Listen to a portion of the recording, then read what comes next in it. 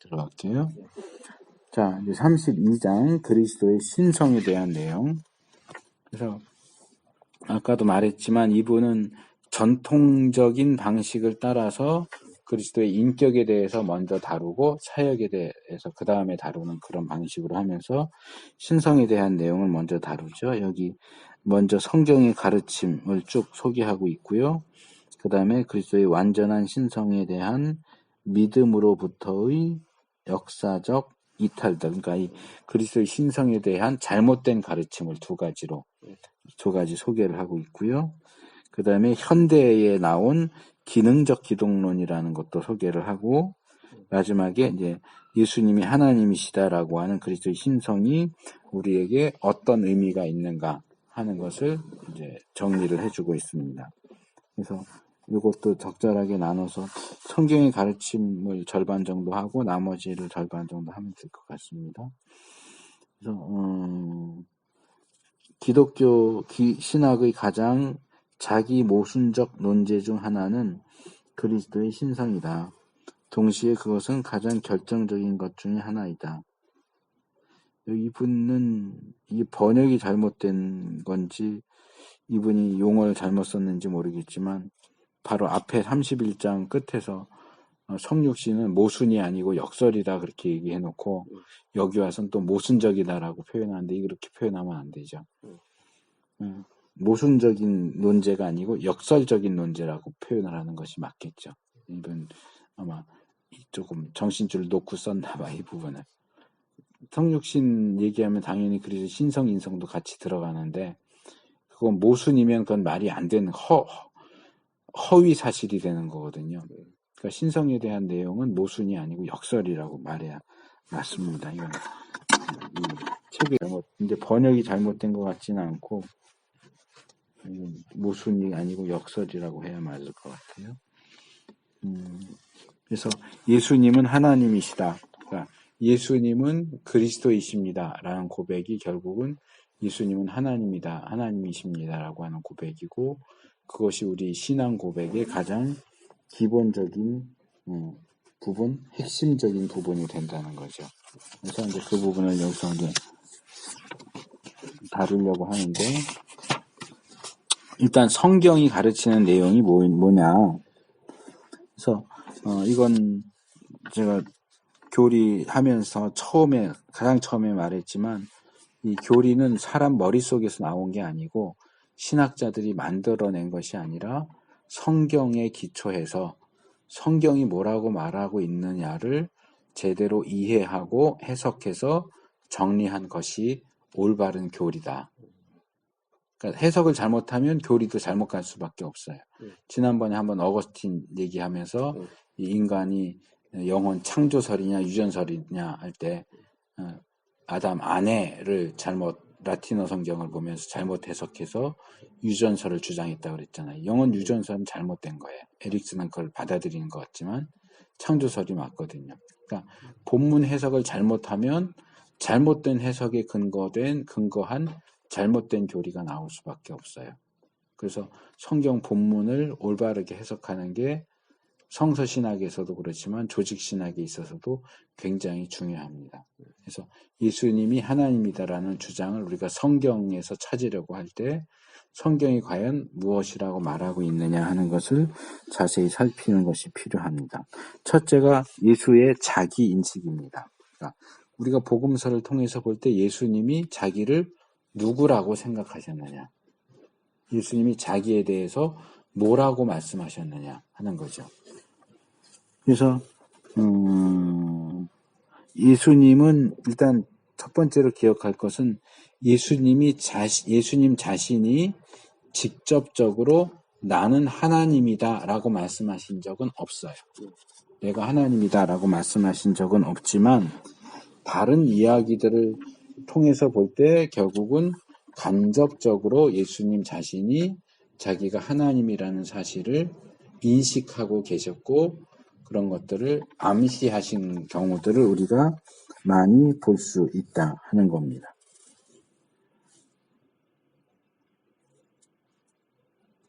여기 몇 가지 예들이 나오는데요. 여기 둘째 단락 넷째 줄 보면 천사에 대한 얘기를 할 때 나의 천사들이라고 하는 표현을 써요. 여기 번역본에는 자신의 천사들 이렇게 되어 있는데 나의 천사들. 근데 천사가 내 거다라고 하는 표현을 쓸 수 있는 분은 하나님밖에 없단 말이에요. 다른 본문은 하나님의 천사들 이렇게 되어 있는데 어떤 인간도 나의 천사들 이런 표현을 쓸 수 없는데 예수님은 나의 천사들이라고 하는 표현을 쓰셨다는 것은 예수님이 내가 하나님이다라는 것을 암시하는 표현이 될 수 있다라고 하는 거죠. 그 다음에 그 단락 끝에 가면 나의 나라라는 표현도 나오죠. 그러니까 하나님의 나라. 어떤 인간도 바울이 예를 들어서 천국을 얘기하면서 천국이 나의 나라야 이렇게 말하지 못해요. 하나님의 나라, 하늘나라, 하나님의 나라. 그걸 내 나라라고 말할 수 있는 분은 하나님밖에 없는데 예수님은 그 나라를 나의 나라라고 말씀하고 계신다는 거죠. 그건 결국 예수님이 하나님이라고 하는 주장이나 마찬가지라고 하는 거죠. 그 다음에 한층 더 중요한 것은 예수가 주장한 특권들이다. 그러니까 나만 할 수 있는 것, 내가 이거 할 수 있어라고 말한 것들 중에 하나님만 하실 수 있는 것을 예수님이 하실 수 있다라고 주장하신 경우들이 있는데 그 대표적인 경우가 뭐냐면 죄를 용서한다. 그러니까 만약에 형제가 나한테 잘못했다면 내가 형제를 용서할 수 있겠죠. 근데 형제가 하나님에게 잘못한 걸 내가 용서해 줄 수 있어요? 하나님이 용서해 줘야 되잖아요. 근데 예수님은 자기가 그 용서를 할 수 있다고 얘기를 해요. 그러면 그 얘기는 뭐냐면 예수님이 하나님이라는 얘기잖아요. 예수님이 하나님이 아닌 한 어떻게 하나님만 하실 수 있는 죄 용서를 할 수 있느냐. 이제 그 부분과 관련해서 본문에 대한 설명이 조금 나오는데 예수님이 그 부분에서 그것을 사람들을 납득시키려고 하고 설명하려고 하지 않는다는 거죠.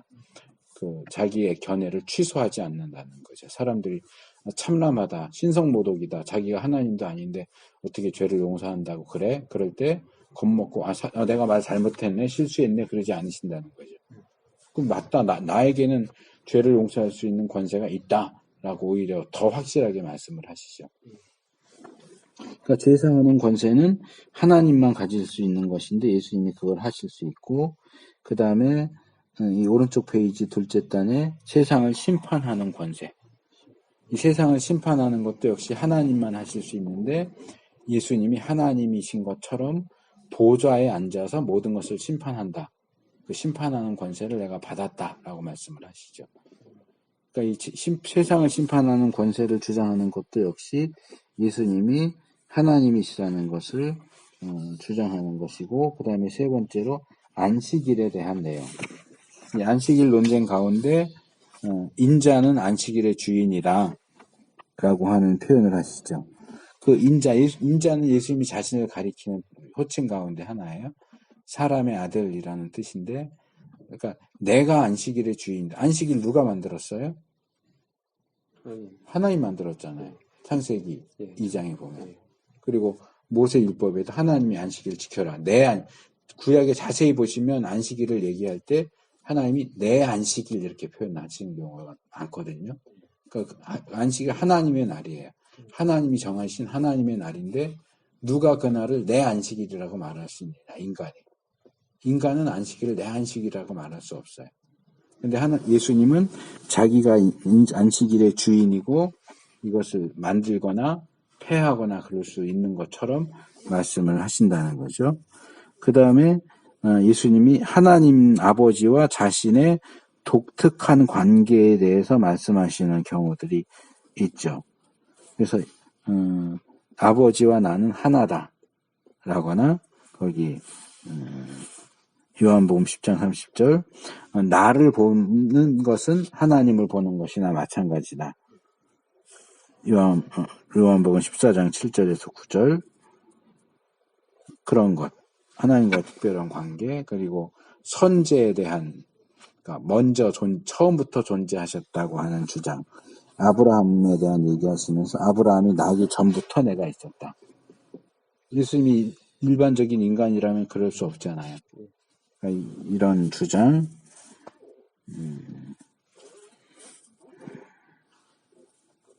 그리고 하늘에 올라갔다 내려왔다 뭐 이런 얘기들. 요한복음 3장 13절.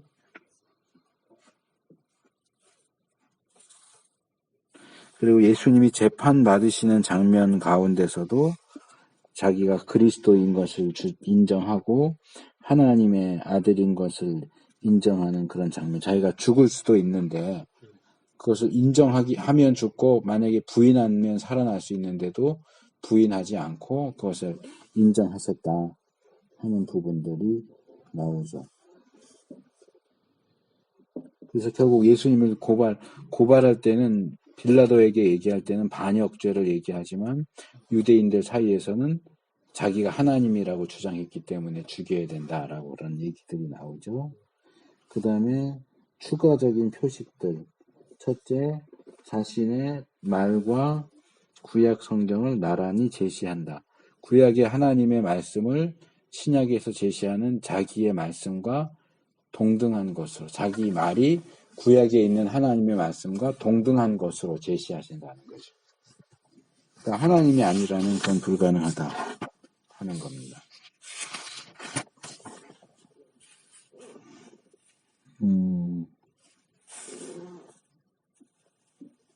또 하나님의 아들이라는 표현도 나오죠. 272페이지 셋째 단락에 자기 자신에 대해서 하나님의 아들이라고 하는 표현을 쓰죠. 그래서 하나님과 자기의 관계, 앞에 나왔던 거지만 하나님을 아버지라고 부르는데 이건 이제 여기에는 다른 학자 이름이 나오지만 예레미야스라고 하는 학자가 쓴 신약신학 책에 그 부분이 먼저 지적이 됐었는데 하나님을 아버지라고 부르는데 그 내용들을 살펴보면 자기와 하나님을 얘기할 땐 나의 아버지라고 부르고요. 제자들과 하나님의 관계를 얘기할 때는 너희 아버지 이렇게 말씀하세요. 근데 한 번도 우리 아버지, 너와 나를 합쳐서 우리 아버지라고 부르신 적이 없어요. 그러니까 자기한테도 하나님이 아버지고 제자들한테도 하나님이 아버지지만 제자들이 하나님과 아버지 자식의 관계를 갖는 것과 자기가 하나님과 아버지 자식의 관계인 것은 다르다는 거예요. 같지 않기 때문에 한 번도 하나님은 우리 아버지야 이런 표현을 사용하지 않으세요. 항상 구분해서 나의 아버지, 너의 아버지 이렇게 구분해서 표현하셨다는 것도 예수님이 자기 아버지와 아주 독특한 관계를 가지고 있다는 것을 보여주는 표식 가운데 하나입니다. 그 외에는 이제 뭐 여기 책별로 나오는데 요한복음은 예수님이 하나님이라는 사실에 대해서 다른 복음서들에 비해서 굉장히 많이 제시를 하고 있는 것을 볼 수 있습니다. 그래서 1장에서부터 태초에 말씀이 계시고 말씀이 하나님이시고 이 말씀이 육신이 됐다. 그가 예수다. 예수님은 하나님이다라고 하는 얘기를 하는 거죠. 그 외에도 여러 가지로 여러 부분에서 예수님이 하나님이라는 사실을 요한은 많이 제시를 하고 있고요. 히브리서도 역시 이 하나님의 아들이신 예수님을 하나님으로 부르는 그런 본문들이 나오고요. 그래서 예수님은 인간이나 천사가 아니라 더 고귀한 존재이신 하나님인 것으로 제시되고 있습니다. 바울도 역시 예수님의 신성에 대해서 여러 곳에서 얘기하는데 골로새서 1장 15절에서 20절 또 2장 9절 이런 구약의 구절들을 인용하면서도 예수님이 하나님이시라는 사실, 하나님이 보이지 않는 하나님의 형상이다. 하나님의 모든 충만이 예수님 안에 거하신다. 뭐 이런 것들. 또 디모데후서 4장 2절에서 예수님이 산자와 죽은 자를 심판하신다. 빌립보서 2장 5절에서 11절 그는 하나님의 근본 본체시다. 뭐 이런 식으로 하고 그 다음에 빌립보서 2장 5절에서 11절 이걸 헬라어로 카르멘 크리스티라고 그러거든요. 그리스도 찬송시. 그래서 이게 이제 바울이 만들어낸 거냐 어떤 거냐 하는 것에 대한 논의가 잠깐 나오긴 하는데 그건 뭐 그렇게 중요하지 않기 때문에 그냥 로흐마이어가 한 논의를 다루고 있는데 그냥 넘어가고요. 그래서 결론적으로 오른쪽 페이지 밑에 보면 그러므로 우리는 빌립보서 2장 6절은 사실 아들의 존재론적 선제를 가르친다고 결론 내린다. 그래서 예수님이 하나님이시라고 하는 초대교회의 어떤 신앙 그것이 여기 반영되어 있다라고 보는 겁니다. 그 다음에 주라는 용어. 이 주라고 하는 용어는 구약 성경과 유대인들의 전통에 있어서 이제 신명 사문자라고 불러요. 여기 아마 나왔을 텐데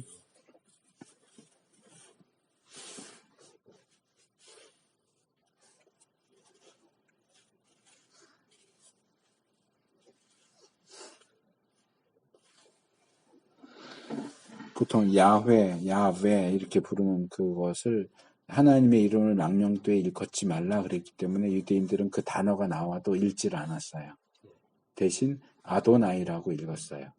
그러니까 요즘 히브리어 이렇게 배우는 사람들 가운데 어설프게 배워가지고 그 단어가 나오면 야훼 이렇게 읽는 경우 있는데 그거 잘못된 거예요.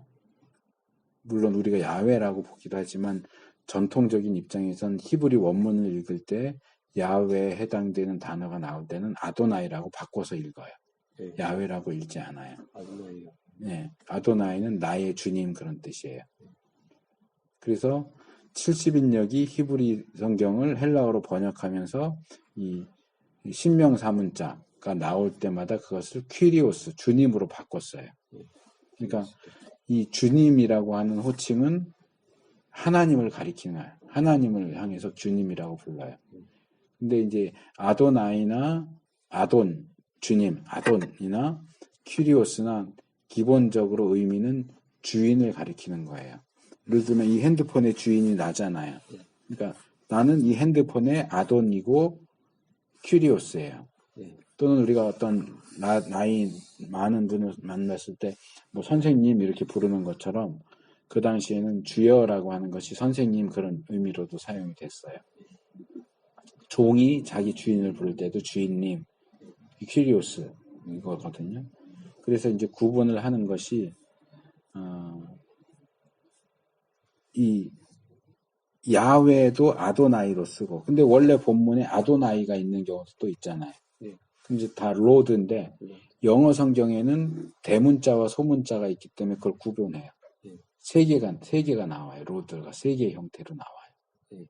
그러니까 야훼 신명사문자가 나오는 야훼는 LORD를 다 대문자로 써요.